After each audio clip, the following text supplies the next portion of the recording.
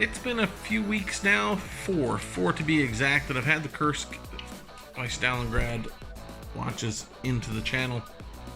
I did lend it out for about a week or so to a friend of mine, trying to get some additional feedback.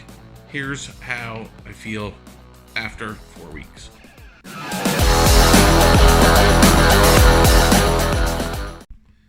One more thing before we get into the review. Stalingrad Watches has not asked for this watch to be returned to them to date. They have not mentioned me mailing it back or shipping it back to them. As far as I can tell, this watch is going to be mine. So take that into consideration while you watch the rest of the review. So the Stalingrad presentation box and so on, all great. It shows up on a two-piece genuine leather strap. It did not spend any time on my wrist at all. Just long enough for me to realize that my wrist is still a little bit too fat. Let's be honest, it's not muscle. The two-piece strap is a little too short for my liking. The tail on it, by comparison to this rubber, appears to be the same length, but appears to be the same length overall.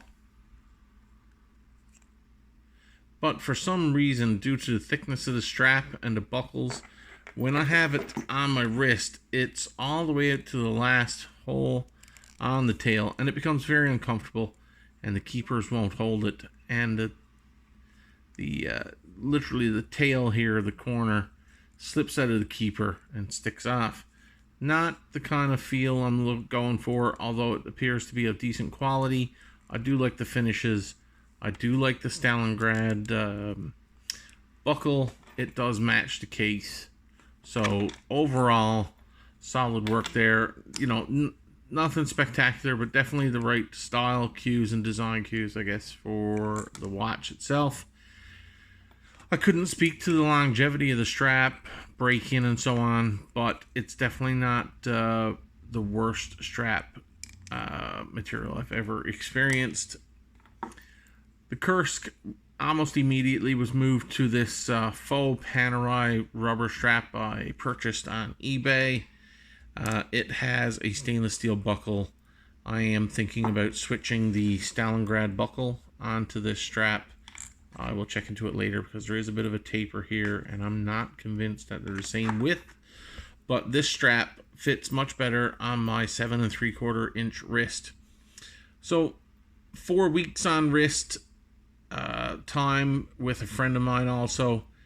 No complaints. Timekeeping is great. Watch feels comfortable. It is heavy. There's no two ways about that. There's no denying the weight and the heft and the physical size of the watch. And as just a reminder, this watch case is 45, if not 46 millimeters.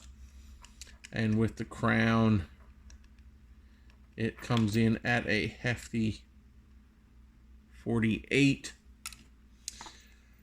Overall form and function of the watch appear to be good. The finish was a beautiful bronze, clean bronze look when it arrived, almost rose gold. Since then, it's begun to develop its patina, which was no surprise. It is bronze. Pros to the watch: the Miyota movement. That's going to be a real sort of just tough movement, real workhorse. You know, and it's not uncommon. So is it a pro? I don't know. It's not uncommon to see marked or branded rotors. They have a bit of a signed crown with the star there. Pros for me: I'm a big fan of Cali dial. I think that Stalingrad has done a phenomenal job with the dial design. The markers, indices are applied. Pardon me. And there's quite a texture to the dial. I think the design overall is great. It's very visually interesting. Now, if you've been paying attention as I'm going through the watch, if this is not your first time or first experience with the Kursk, rotating dial, 120 click unidirectional. Unfortunately, my biggest complaint about the whole design, it also affects function.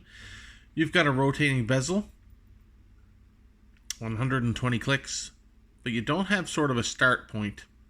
All these sort of rivet or button heads, whatever you want to call them, these rivet head designs, none of them are distinguished as sort of different from the others. So you have 6 of these markers. None is represented as the 0 or start point, however you want to look at it.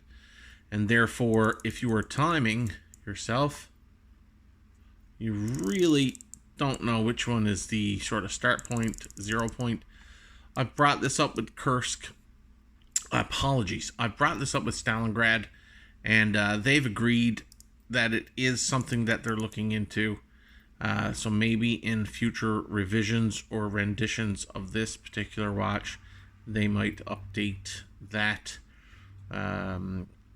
Because truly, otherwise, it is rated as water resistant to 200 meters. So it's a real shame that, if you wanted to give it a go for a bit of snorkeling and so on, or really, you probably wouldn't be timing yourself if you were snorkeling. But I think it's, regardless of its ability to take into the diving, I certainly would have appreciated if it had a marker to say that this is your 0 point on the bezel. Otherwise, I have 0 complaints about the watch. If you're not into large watches, then maybe this is not for you, but it's not really a complaint. Then it's just a style choice. I continue to enjoy watching the bronze age. So the bezel, everything is still working as it should. The bezel is working fine. Crown action is good. Timekeeping is good. Date function. My watch bro, Pierre, he took a look at it, and he was a little concerned over the framing around the date. He felt that made the dates window a little too small, constricting sort of the numbers and making the numbers a little bit harder to read in there. So I'll give him that one also. Overall, Stalingrad and this Kursk model, huge fan. They do have a couple of other colorways where the dial is black and one where the dial is blue. I'm a huge fan of this sort of forest hunter green, olive green look. And I've pumped it up a little bit more on a green strap. Overall, great job by Stalingrad with this Kursk watch. So yeah, there you go.